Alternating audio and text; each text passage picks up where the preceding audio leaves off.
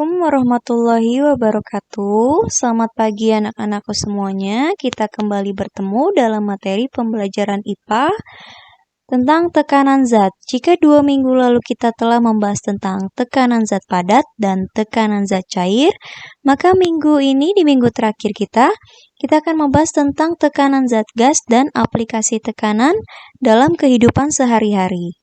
Mohon disimak videonya secara baik-baik dan cermat, kemudian catat di buku kalian masing-masing. Kita akan membahas tentang tekanan zat gas. Pernahkah kalian mencoba wahana Flying Fox? Ya, jika kita menaiki wahana-wahana semacam ini, kita kan tentu merasa melayang di udara ya. Kita akan merasa bahwa seperti melayang gitu ya. Bagaimana dengan balon udara? Mengapa balon udara tersebut dapat terbang? Ya, nah balon udara dapat terbang karena massa jenis pada balon udara itu lebih kecil daripada massa di sekitarnya. Nah, massa jenis ini itu dapat diatur melalui temperatur. Ingat ya, perpindahan kalor dari yang panas. Kemudian jika udaranya ini hangat, di dalam balon udaranya ini hangat, maka dia akan memiliki gaya angkat ke atas. Ya, sehingga dia akan terbang ke atas. Nah, jika kita ingin menurunkan balon udara tersebut, kita tinggal mengatur temperaturnya, kita rendahkan karena udara yang dingin itu lebih berat sehingga dia akan turun ke bawah. Gitu. Jadi dia menggunakan prinsip tekanan pada balon udaranya. Ya, bumi ini diselimuti oleh lapisan udara. Seperti yang sudah kamu ketahui bahwa udara itu mempunyai berat ya, dan berat udara itu dipengaruhi oleh gaya gravitasi bumi. Jadi setiap gas itu juga atau udara memiliki tekanan. Nah, menurut hukum Boyle, dia berbunyi seperti ini. Hasil dari tekanan dan volume gas dalam ruangan tertutup itu selalu tetap.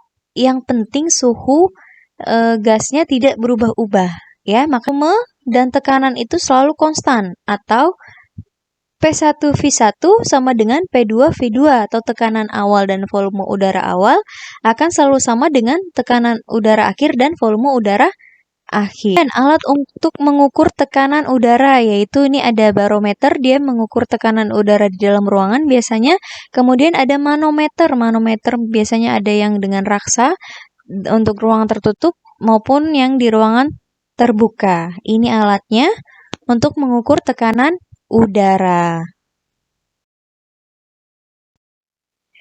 Kemudian aplikasi konsep tekanan zat dalam kehidupan sehari-hari.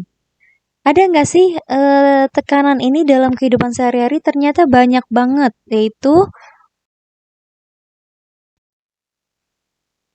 pengangkutan air dan nutrisi dalam tumbuhan. Ya, sebelumnya kan kita telah mempelajari tentang struktur tumbuhan. Tumbuhan ini mempunyai akar, batang, dan daun. Di batang ini ada pembuluh angkut namanya xilem dan floem. Xilem ini untuk mengangkut air dari tanah untuk diangkut ke seluruh tubuh. Ini menggunakan prinsip kapilaritas batang. Jadi di tanah, di akar dia masuk melalui jaringan epidermis, kemudian ke xilem diangkat oleh batang ke seluruh tumbuhan yang memerlukan air karena air ini berfungsi dalam proses fotosintesis juga ya.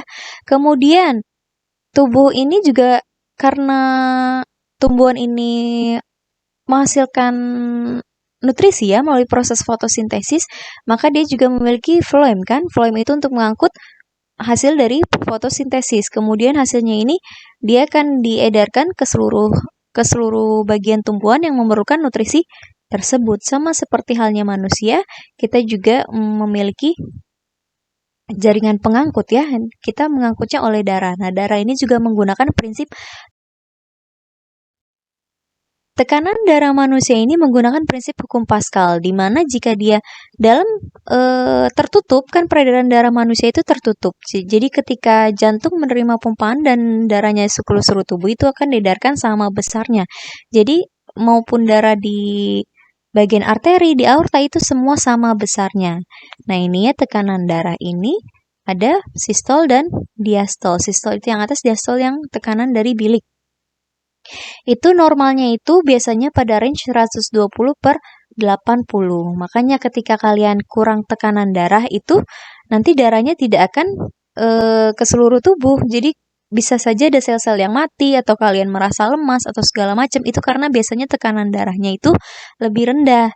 Jadi lebih rendah dari 120/80. Itu biasanya dikategorikan dengan hipotensi atau tekanan darah rendah. Bisa jadi kalau misalkan kita terlalu tekanan darah tinggi juga itu sangat berbahaya ya, Nak.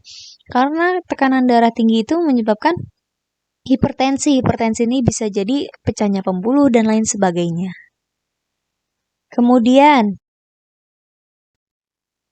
tekanan dimanfaatkan juga dalam sistem pernafasan manusia. Udara itu ketika kita di luar itu udaranya tekanan di atmosfernya itu lebih besar. Kemudian masuk ke melalui rongga hidung ya.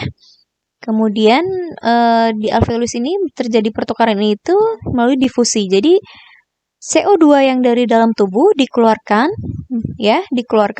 melalui kapiler darah. Kemudian O2 yang dari luar, dari atmosfer ini masuk ke dalam aliran darah sehingga terjadi pertukaran oksigen. Nah, nanti dia diedarkan ke seluruh tubuh ya melalui proses difusi.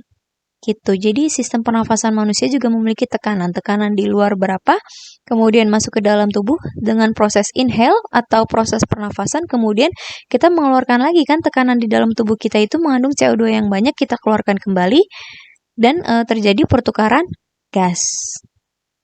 Sekian penjelasan dari Ibu tentang tekanan zat gas dan aplikasinya dalam kehidupan sehari-hari. Semoga bermanfaat. Ya, terima kasih banyak.